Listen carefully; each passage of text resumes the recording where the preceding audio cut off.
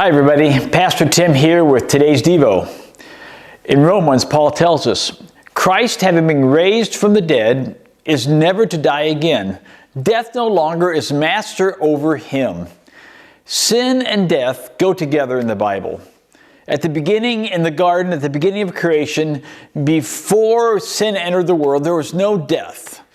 But Adam brought sin into the world because of his disobedience. And so it would always be, Romans tells us, because the wages of sin is death, and death and sin became inseparable in this world. So when Jesus stepped out of the tomb, conquering death, he also conquered the power of sin as well. The two stayed together, sin and death, even though they were destroyed. Death is no longer master over him, the Bible says of Jesus, or over you if you place your faith in the risen Christ. Just as you are no longer under the power of death, you are no longer under the power of sin. Now, maybe you're thinking, oh, Tim, wait a minute. I sure don't feel like the power of sin is broken in me. I still struggle with sin. There's bitterness, there's anger, there's fear, there's lust, there's all sorts of things within me. All right, let me give you an example. There's a picture of a big, beautiful oak tree, and the tree is you. 30 years ago, a wild vine that grew near the oak tree began climbing the trunk, putting out new growth as it went. And over time, the vine attached itself to the tree, even up to the branches.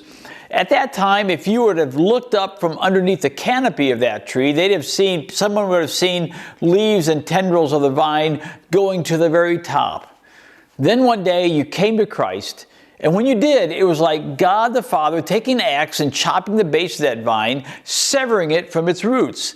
The vine is now dead, and the parts that were wrapped around the tree became dead too.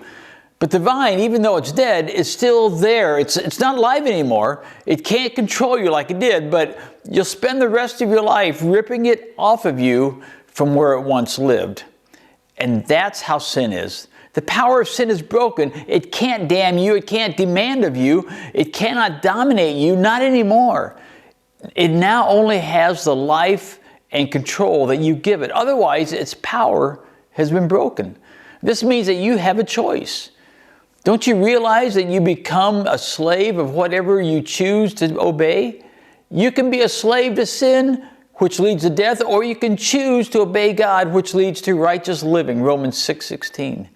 If you choose to believe in sin, it's still capable of overtaking you. That's on you. You're letting it. But if you believe Jesus Christ is alive in you, using his power over what once had power over you, then the vines have nothing to hold them there. And you're as free as you choose to be. Free over death someday, and free over sin today. That's what I have for you today. It's Pastor out.